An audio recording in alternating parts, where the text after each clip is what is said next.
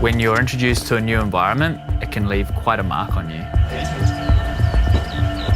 The whole crew has spent a lot of time in the New Zealand mountains, but the Tasman Glacier is on a completely different scale.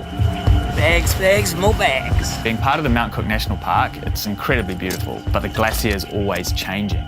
We had heard of crevasses and even a canyon land full of ice tunnels. Combined with all of us trying splitboarding for the first time, we knew we needed to be well prepared for this trip of a lifetime, but one of many firsts for all of us.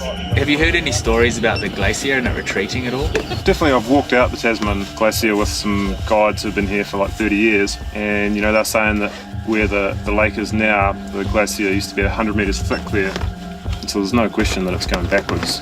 Going up in the ski plane, it becomes pretty obvious how much the environment is affected by temperature and altitude.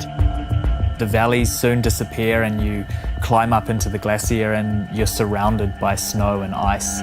After flying in the plane and landing on the glacier and looking around right now, this is going to be a trip to remember, I think. If the last kind of quarter of an hour is anything to go by, holy moly, this place is so massive. All right, off to Canyonlands.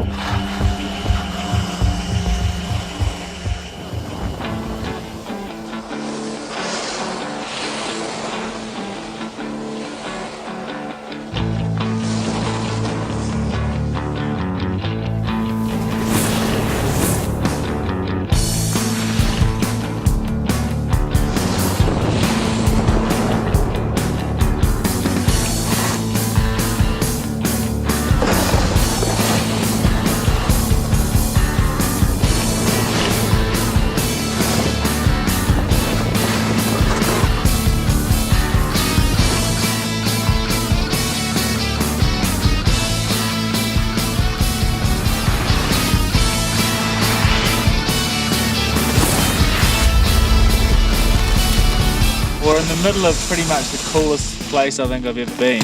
Does not look like Earth. Tunnel there, tunnel there, tunnel there, tunnel there. Ice feature there, waves. It's kind of like a cross between mountain and oceans. I've never seen anything like this before.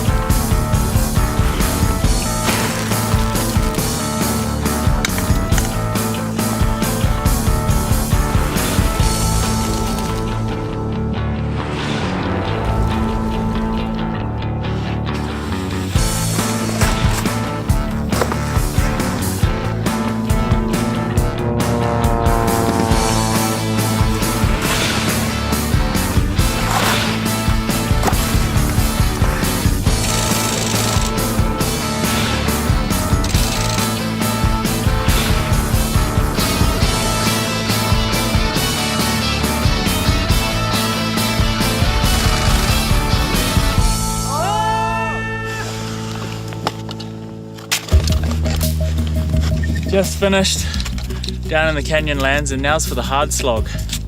The hut that we've got to go back up to is sitting right on the edge of the cliff. I think we're still about an hour away. Luckily, we have split boards because this would be horrible to boot pick in. But wow, we're just surrounded by the most beautiful mountains. It's crazy, it's so cool to be here.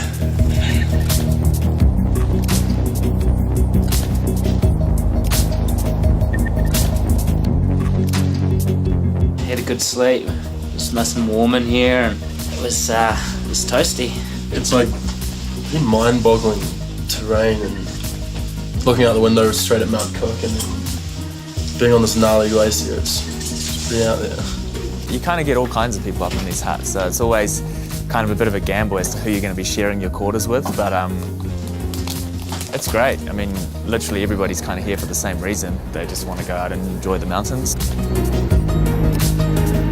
Do you feel comfortable standing? That's how our guide is going nowhere near this hole that we're all hanging out in. Yeah, it's kind of scary hanging out in this ice, especially because we've heard stuff release on some of the faces. It's been quite warm during the day, and you just suddenly, you hear a roar, and then you just see snow and ice come crashing down the slopes.